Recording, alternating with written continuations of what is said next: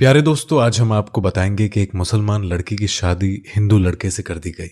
उसके बाद कुरान का ऐसा मौजज़ा हुआ जिसे सुनकर आप भी सुबहान अल्लाह बोल उठेंगे। अगर आपने इस वीडियो को लाइक नहीं किया है तो जल्दी से इस वीडियो को लाइक कर दीजिए।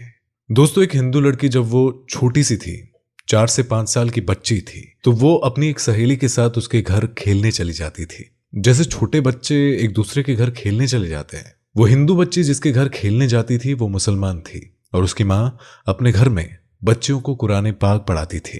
वो मुसलमान बच्ची थोड़ी देर तक तो खेलती रहती, फिर उसकी माँ कुरान पाक पढ़ने के लिए उसे बुला लेती थी। हिंदू बच्ची का ये दिल नहीं चाहता था कि वो घर जाए और फिर वो उसी मुसलमान बच्ची के साथ कुरान पाक पढ़ने बैठ जाती। ये हिंदू लड़की थी, इसने कायदा भी पढ़ लिया था और कुरान पाक भी अपनी मुसलमान सहेली के साथ पढ़ना शुरू कर दिया था। माँ बाप को कुछ खबर नहीं थी। जब मुसलमान लड़की ने कुरान पाक पढ़ना मुकम्मल किया तो इसने भी कुरान पाक मुकम्मल पढ़ लिया। उसके बाद वो हिंदू बच्ची जवान हो गई। अब माँ बाप ने इस लड़की की शादी हिंदुओं में से एक नौजवान से कर दी जो बहुत ही सख्त हिंदू था और वो मुसलमानों का नाम सुनना तक पसंद नहीं करता था। अब इस लड़की की शादी होने लगी तो वो अपनी सहेली की माँ को आकर बताने लगी कि मैंने आपसे कुरान पढ़ना सीख लिया और मैंने अपने दिल में कलमा भी पढ़ लिया है। माँ बाप को नहीं बता सकती, अगर बताऊंगी तो वो उसी वक्त मुझे कत्ल कर देंगे और अब मेरी शादी जिससे हो रही है वो भी हिंदू है। अब मैं क्या करूं? उसकी उस्तादनी ने उसको तसल्ली दिलाई कि अगर तुझे कुरान मजीद से मोहब्बत है तो अल्लाह रब्बुल इज्जत तेरे ईमान को जाया होने से बचाएगा।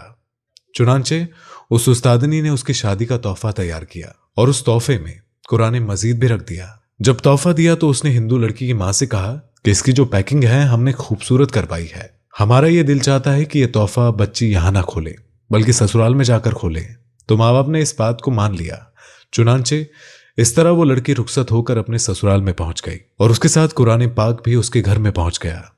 लड़की ने वहां जाकर उसको कहीं सामान में छुपा दिया। अब उसका शौहर जब ऑफिस चला जाता तो वो घर पर अकेली होती और कुरान को निकाल कर रोजाना पढ़ती और शौहर के आने से पहले पहले उसे फिर से छुपा देती। कई साल उसने इसी तरह से गुजार दिए, यहां तक कि वो हामला यानी कि प्रेग्नेंट हो गई। अब वो सोचती कि मैंने अपने ईमान को छुपाया हुआ है, शौहर घर पर नहीं होता तो कुरान पाक पढ़ लेती हूँ और अगर मेरा बच्चा पैदा हुआ तो मेरे बच्चे के ईमान का क्या बनेगा। और वो दुआएं मांगती थी कि या अल्लाह कोई ऐसी तरतीब बना दे कि मैं अपने बच्चे को कलमा पढ़ाऊं और वो भी मुसलमान बन जाए। उसे कोई सूरत नजर नहीं आ रही थी। और दोस्तों, अल्लाह की शान तो देखिए, एक दिन उसके शौहर ने हॉस्पिटल में टेस्ट करवाया तो उसे पता चला कि उसे कैंसर की बीमारी है। शौहर बड़ा हैरान और परेशान घर आया, अपनी बीवी को देखकर रोने लगा। तो बीवी ने पूछा कि क्यों रो रहे हो? उसने कहा, तू तो इतनी खूबसूरत है, इतनी वफादार, इतनी मोहब्बत करने वाली है और अब तेरा और मेरा साथ सिर्फ चंद दिन का है। अब मैं बस मरने के करीब हूं। डॉक्टरों ने बताया है कि मुझे कैंसर है। डॉक्टर ने मुझे लाइलाज करार दे दिया है। कैंसर इतना फैल गया है कि वो कहते हैं कि तू 1 महीना भी जिंदा नहीं रहेगा। उसकी बीवी ने कहा कि आप परेशान ना हो, मेरे पास इसकी एक दवा है, वो मैं करती हूं।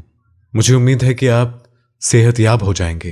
ये सुनकर शौहर ने वादा कर लिया कि अगर मैं सही हो गया तो जो तुम कहोगी वो मैं करूंगा, तुम्हारी ख्वाहिश को जरूर पूरा करूंगा। उस लड़की ने कुरान पाक की सूरह फातिहा पढ़कर उस पर दम करना शुरू कर दिया और दम करके पानी पिलाना शुरू कर दिया, क्योंकि उसने अपनी उस्तादिनी को देखा था कि वो बीमार बच्चों को सूरह फातिमा पढ़ाकर दम किया करती थी। शौहर ने पूछा कि ये तुम क्या कर रही हो? वो कहती कि मैं तुम्हारा इलाज कर रही हूं। तुम्हारा मेरा वादा है ना कि अगर तुम सेहतमंद हो जाओगे तो बस मेरी बात मानोगे। तो शौहर ने आगे पूछना मुनासिब नहीं समझा कि तुम क्या करती हो और क्यों करती हो। अब दोस्तों, अल्लाह की शान देखिए कि 1 महीना वो लड़की सूरह फातिहा पढ़कर दम करती रही।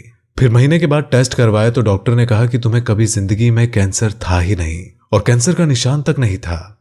अल्लाह ने उसको सेहत अता फरमा दी थी। और जब रिपोर्ट बिल्कुल क्लियर आ गई तो शौहर ने बीवी से कहा कि मैं अपना वादा पूरा करना चाहता हूं, बताओ तुम क्या कहती हो? उसने कहा कि आप कलमा पढ़ो और मुसलमान हो जाओ। उसने पूछा कि तुम ये क्या बातें कर रही हो?